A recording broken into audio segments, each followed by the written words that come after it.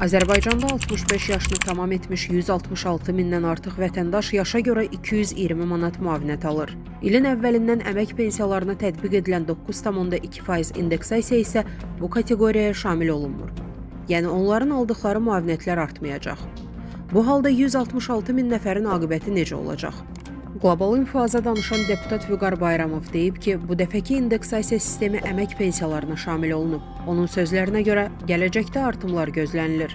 Stat: Biz yaşa görə müavinətlərin artırılması ilə bağlı da təkliflərimizi təqdim edirik. Nəzərə almalıyıq ki, yaşa görə müavinətlərin artırılması həmin vətəndaşların sosial təminatının daha da gücləndirilməsi baxımından vacibdir. 2025-ci ildə də sosial müavinətlər və təqaüdlərin artırılması ilə bağlı ölkə başçısı tərəfindən müvafiq sənəd imzalanıb. Mövcud maliyyə imkanları çərçivəsində yaşa görə müavinətlərin artırılması məsələsinə baxılması və bu istiqamətdə addımların atılması ilə bağlı təkliflər irəli sürürük.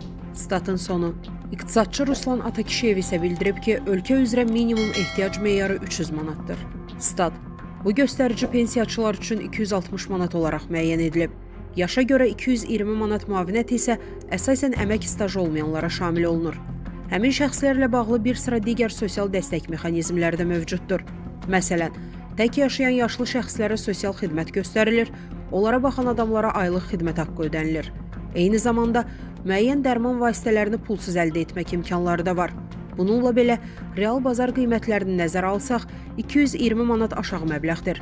Hesab edirəm ki, gələcəkdə bu müavinətin də artırılması məsələsinə baxılmalıdır. Statın sonu. Əziz izləyicilər, xəbərlərdən məlumat əldə etmək üçün kanalımıza abunə ola bilərsiniz.